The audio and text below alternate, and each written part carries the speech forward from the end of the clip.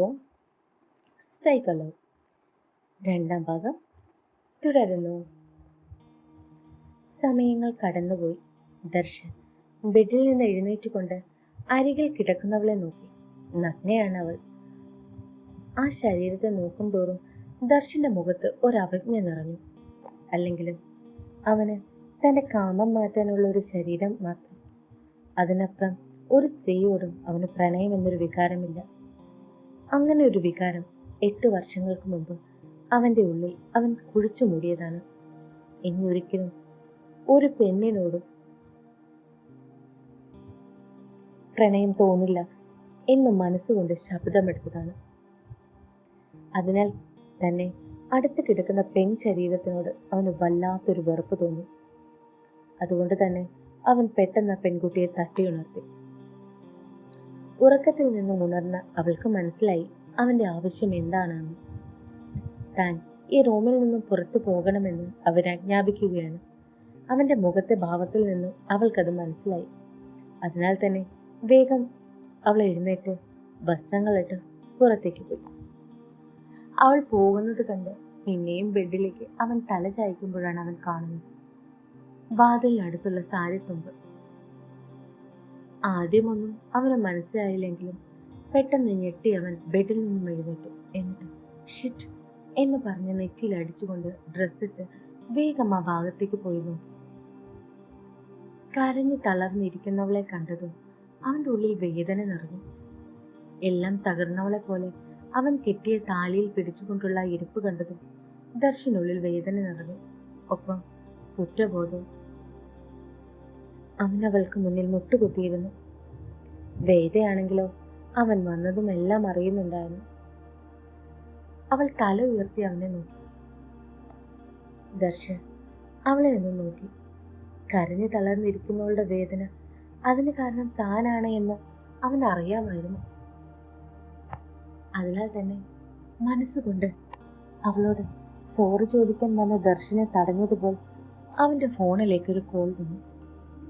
ആ ഒറ്റ കോൾ മതിയായിരുന്നു അവൻ്റെ മുഖത്തെ ഭാവങ്ങൾ മാറ്റാൻ. ഇതേ സമയം വേദയും കണ്ടു. അവൻ്റെ മുഖത്ത് അത്രയും നേരം വിരിഞ്ഞു നിന്ന ചിരിയും മാറി പക നിറയാൻ. ആ മുഖത്തെ ഭാവങ്ങൾ അവളുടെ ഉള്ളിൽ ഭയം നിറച്ചു. അപ്പോഴേക്കും അവൻ്റെ വാക്കുകൾ അവളെ കീറി നോക്കാൻ കഴിവുള്ളവയായിരുന്നു. എന്താണ് ഒളിച്ചിവിടെ നിന്ന് എൻ്റെ പ്രൈവസി കാണുകയാണോ? അവൾ ഭാവങ്ങൾ ഒന്നുമില്ലാതെ അവൻ്റെ മുഖത്തേക്ക് നോക്കി. അവളെ പകയോടെ നോക്കിക്കൊണ്ടവൻ, കണ്ടിട്ട് എങ്ങനെയുണ്ട്? നിനക്ക് ഞാൻ ഓക്കെയാണോ? അതോ? വഷളം ചിരിയോടെ പറയുന്നവനെ അവൾ നോക്കി. അവളുടെ മുഖത്ത് പുച്ഛം നിറഞ്ഞു. അത് കണ്ടതും പല്ല് കടിച്ചുകൊണ്ട് അവളുടെ മുടിക്കുത്തിന് പിടിച്ച് തൻ്റെ മുഖത്തേക്ക് അടുപ്പിച്ചിട്ട് ദർശു പറഞ്ഞു, നിനക്ക് പുച്ഛം അല്ലേ? പുച്ഛിക്കുന്നു. ഞാൻ തരുന്ന ശിക്ഷകളെല്ലാം നേരിടുമ്പോഴും അവസാനം ഈ പുച്ഛം നിന്റെ മുഖത്ത് കാണണം. വേദ അവൻ്റെ മുഖത്ത് നോക്കാതെ തലതാഴ്ത്തി നിൽക്കുകയായിരുന്നു. അവളുടെ ഭാവം കണ്ടുകൊണ്ട് ദേഷ്യത്തിൽ ദർശ അവളുടെ മുടിയിൽ നിന്ന് കൈവിട്ടുകൊണ്ട് അവളുടെ കൈകളിൽ മുറുകെ പിടിച്ചു, അത്രമേൽ ബലത്തോടെ. ആ ബലം അറിഞ്ഞ് അവൾക്ക് നന്നായി വേദനിച്ചു. അവളുടെ കണ്ണുകൾ നിറയാൻ തുടങ്ങി. നീ എന്താ കരുതിയത്? നിന്നെ കെട്ടി എൻ്റെ കൂടെ പൊറപ്പിക്കുമെന്നോ? ഞാനത് നിനക്ക് വിധിച്ച ശിക്ഷയാണ്. ഈ വീട്ടിൽ വേലക്കാരിയായി നീ ജീവിക്കണം. അത് ഞാൻ കാണണം.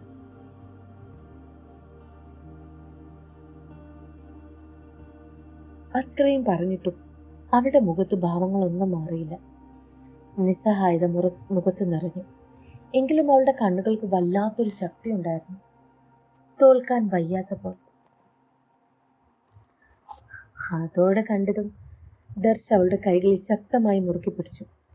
അതവളിൽ ഭയങ്കരമായി വേദന നിറയ്ക്കുകയും ചെയ്തു. പെട്ടെന്നുള്ള വേദനയിൽ കിച്ചേട്ട എന്നൊരു വിളിയോടെ അവൾ അവൻ്റെ നെഞ്ചിലേക്ക് തല ചായ്ച്ചു.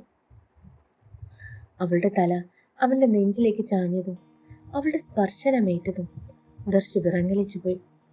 അവളെ ഞെട്ടി നോക്കി. അവൾ ഇപ്പോഴും അവൻ്റെ നെഞ്ചിൽ ചാരി നിൽക്കുകയാണ്.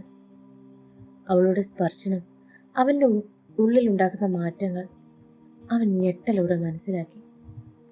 അതുകൊണ്ട് തന്നെ ദർശ അവളെ പെട്ടെന്ന് തട്ടി മാറ്റിയിട്ട് പുറത്തേക്ക് ഇറങ്ങിപ്പോയി. ദർശ് പോകുന്നത് അറിഞ്ഞിട്ടും അവൾ തല ഉയർത്തി നോക്കിയില്ല. അവൾക്ക് എല്ലാം കൊണ്ട് മതിയായി. ജീവിക്കണം എന്നൊരാഗ്രഹം ഉള്ളിലില്ല. എന്നിട്ടും താൻ ജീവിക്കുന്നത് ഒരു കാര്യത്തിന് വേണ്ടിയാണ്. അത് താൻ ചെയ്ത് തീർക്കുന്നത് വരെ എല്ലാം ഞാൻ സഹിച്ചേ മതിയാകും. അവൾ തൻ്റെ കണ്ണുനീര് തുടച്ചുകൊണ്ട് എഴുന്നേറ്റു. അവൾ രാവിലെ ഉടുത്ത സാരിയാണ്, വിവാഹ വേഷം തന്നെയാണ്. അതിനാൽ തന്നെ അത് വല്ലാതെ മുഷിഞ്ഞിരുന്നു. അതിനാൽ തന്നെ വസ്ത്രം മാറാതെ തരമില്ല എന്ന് തോന്നിയതിന് അവൾ മറ്റൊന്നും ചിന്തിക്കാതെ ദർശനെ തിരക്കിയിറങ്ങി. ഇതേ സമയം Darsh what happen to me? എന്താണ് എനിക്ക് പറ്റുന്നത്? അവളുടെ മുന്നിൽ ഞാൻ തോറ്റുപോകുന്നു. Dam it! അവളുടെ മുന്നിൽ ഞാൻ നോ നോ അവൻ ദേഷ്യത്തോടെ പറഞ്ഞുകൊണ്ടിരുന്നു. കണ്ണാടിയിൽ സ്വയം നോക്കി അവൻ പറഞ്ഞുകൊണ്ടേയിരുന്നു. കുറച്ചു മുമ്പ് തനിക്കുണ്ടായ മാറ്റം അത് അവന് അംഗീകരിക്കാൻ കഴിയുന്ന ഒന്നായിരുന്നില്ല. വേദന നിറഞ്ഞു നിൽക്കുന്ന കണ്ണുകൾ, അത് ഓർക്കും തോറും അവന്റെ മനസ്സിന്റെ നിയന്ത്രണം നഷ്ടപ്പെടുന്നത് അറിഞ്ഞ ദർശ് ദേഷ്യത്തോടെ ഡാം ഇറ്റ്! അവൻ ഒട്ടും കൺട്രോൾ ആകുന്നില്ല. പെട്ടെന്നാണ് സർ അവന്റെ ഗാർഡ് വിളിക്കുന്നത് കേട്ട ദർശൻ ദേഷ്യത്തോടെ റൂമിന് പുറത്തേക്ക് ഇറങ്ങിയിട്ട് വാട്ട് സോ മാഡം വാട്ട്? അത്രയും പറഞ്ഞവൻ തിരിയുമ്പോൾ തന്നെ കണ്ടു രാവിലത്തെ വിവാഹ വേഷത്തിൽ തന്നെ നിൽക്കുന്നവളെ. തല കുനിച്ചാണ് അവൾ നിൽക്കുന്നത്. അത് കണ്ട ദർശൻ ഗാർഡിനോട് കണ്ണുകൊണ്ട് പോയിക്കൊള്ളാൻ പറഞ്ഞു. ഗാർഡ്സ് പോയതും അവൻ കം വേദയെ നോക്കി പറഞ്ഞു. വേദ അവനെ ഒന്ന് നോക്കിയിട്ട് അകത്തേക്ക് കയറി. ദർശ അവളെ ഒറ്റ നോക്കിക്കൊണ്ട് മേശയിൽ ചാരി നിന്നുകൊണ്ട് കൈ കെട്ടിക്കൊണ്ട് അവളോട് ചോദിച്ചു, എന്താണ്? അവന്റെ ചോദ്യം കേട്ട വേദ പല്ലിയെ തല ഉയർത്തിയിട്ട് കിച്ചു ഏട്ടാ എന്ന് വിളിക്കാൻ വന്ന വേദ അത് നിർത്തി. എന്നിട്ട് സർ എനിക്കൊരു ഡ്രസ്സ് വേണമായിരുന്നു, ഒന്ന് മാറാൻ. അവൾ പിടച്ചാണ് പറയുന്നത്. ദർശ അവളെ മുഴുവനൊന്ന് നോക്കി. വിവാഹ സമയത്ത് മുറിയിൽ വെച്ച മുല്ലപ്പൂ ഇപ്പോഴും തലയിലുണ്ട്. മാത്രമല്ല അത് വല്ലാതെ വാടിപ്പോയിരിക്കുന്നു. മൊത്തത്തിൽ അവൾ മുഷിഞ്ഞാടിയിരിക്കുന്നത്. അത് കണ്ടതും അവനിൽ വല്ലായ്മ നിറഞ്ഞു. ഒന്നുമല്ല, എങ്കിലും ഒരു പെൺകുട്ടിയാണ്, അവൾക്കൊന്ന് ഫ്രഷ് ആകാൻ പോലും കഴിയുന്നില്ല. അവൻ അവളെ ഒന്ന് നോക്കിയിട്ട് കുറച്ച് സമയത്തിനുള്ളിൽ കുറച്ച് ഡിസൈനേഴ്സ് വരും, എന്താണ് വേണ്ടതെന്ന് പറഞ്ഞാൽ മതി. അത് കേട്ട വേദ പെട്ടെന്ന് വേണ്ട സർ, എനിക്ക് നോർമൽ ഡ്രസ്സ് മതി, ഞാൻ പോയി വാങ്ങിച്ചോളാം. അത് കേട്ട ദർശ് പുച്ഛത്തോടെ മേശയിൽ നിന്ന് മാറി പോക്കറ്റിൽ കൈയിട്ടുകൊണ്ട് ചോദിച്ചു, എങ്ങനെ ഇവിടെ നിന്ന് രക്ഷപ്പെടാനുള്ള ഐഡിയ കൊള്ളാലോ. രക്ഷപ്പെടാമോ? എനിക്കോ? എനിക്ക് വേണമെങ്കിൽ 8 വർഷങ്ങൾക്ക് മുമ്പ് രക്ഷപ്പെടാമായിരുന്നു, ഈ ലോകത്തു നിന്ന് തന്നെ. അവളുടെ വാക്കുകൾ കേട്ടതും അവൻ കണ്ണുകൾ ചുരുക്കി അവളെ ഒന്ന് നോക്കി. ഞാൻ രക്ഷപ്പെടില്ല സർ, നിങ്ങൾക്ക് എന്നോടുള്ള പക തീർക്കാൻ ഞാനിവിടെ വേണ്ടേ? എന്താ സ്വയം ത്യാഗിയാവുകയാണോ? പുച്ഛത്തോടെ അവളെ നോക്കിക്കൊണ്ട് ചോദിച്ചതിന് സൗമ്യമായി തന്നെ അവൾ മറുപടി നൽകി. എങ്ങനെയും കരുതാം എന്നെ. സർ, എനിക്കിവിടെ ജോലി ഉറപ്പല്ലേ? ജോലി? സംശയത്തോടെ അവൻ ചോദിച്ചു. വേലക്കാരിയുടെ ജോലി?